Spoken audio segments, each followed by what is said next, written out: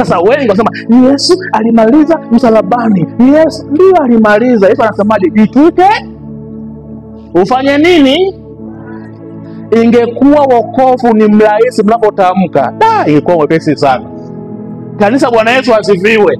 Mwambie kwa sababu kuna mapambano, kuna vita, lazima upigane nayo. Madhabahu ipo. Kama hujavunja madhabahu bado utateseka hapa duniani. Na kuna watu wanasema hivi, mimi mbona sijaokoka, wala sijavunja madhabahu, mbona maisha yangu yanaenda?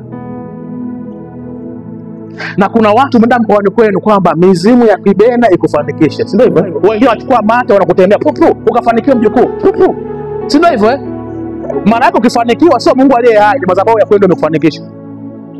Ndio maana ukipata mshahara ghafla magonjwa au mauti inatokea kwenye familia yenu. Kwa kuna zeni fulani ambao hela ya mshahara inapotea ndani ya wiki. Kuna rafiki yangu mmoja mwimbaji mkubwa sana hapa Tanzania. Yule blaza anaweza akapokea milioni 5, kesho kuambia sina hata 100, kubali kweli yani. Na mizimu ya kwao imemkamata sawa sawa. Na hata ukimwambia ifaa mjiwaje, ukimwambia blaza pambana madhabahu ya mizimu. Kanisa, Bwana Yesu asifiwe. Ukienda kule Moshi kule manini mizimu ya kina Mangi. Mwaka jana nilifanikiwa kuna msiba fulani pale Rombo. Rafiki yangu alisona babake, lakini babake ashukuru Mungu alikufa akawa ameshaokoka. Yaani aliokoka leo, kesho Mungu akamchukua. Alifariki na miaka 90 mzee wa watu. Kwenda pale nakumbuka kaka yake yule ndugu akasema ile eneo hapa nyumbani yani nalichukia sana, silipendi. Nikawa namsikiza kwa makini.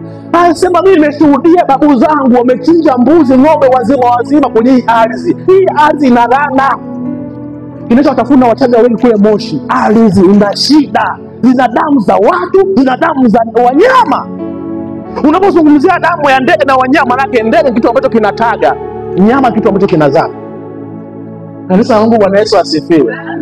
Jamani, Bwana Yesu asifiwe. Mpo maumo zako madhabahu, vunja madhabahu ya kwenu, jenga ya kwako. Rafiki yangu mmoja ndoa yake iligharimu milioni 60 Mbezi Beach.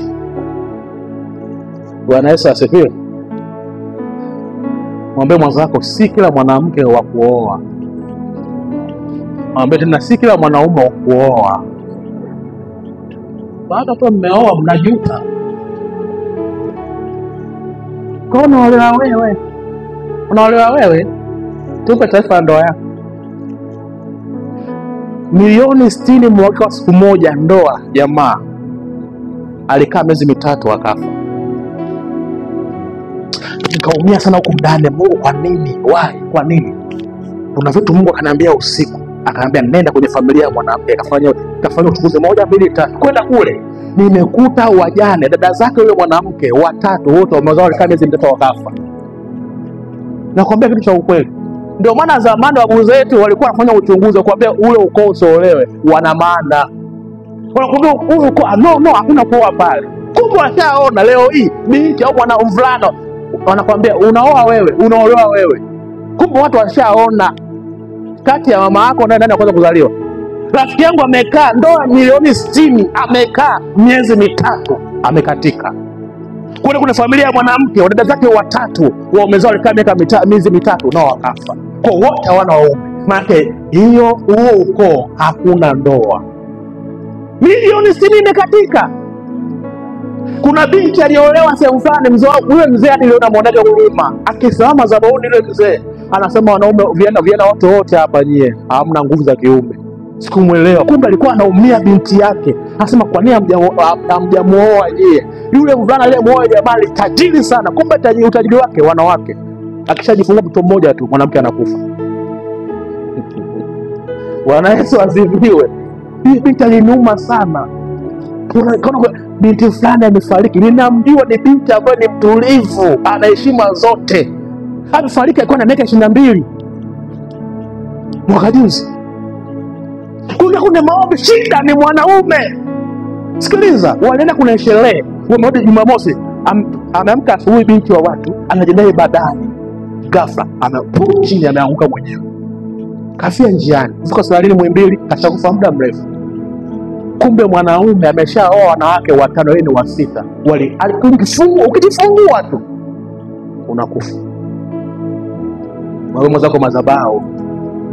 Usione mtu mwenye magari, mume mwenye magari, babako analo. Watu kuna nguvu anategemea. Kama sio nguvu ya Mungu ambayo ni madhabahu, basi ana nguvu ya kimadhabahu ya kwake anajua mwenyewe. Bwana Yesu asifiwe. Kanisa, Bwana Yesu asifiwe. Mwanaume zako madhabahu.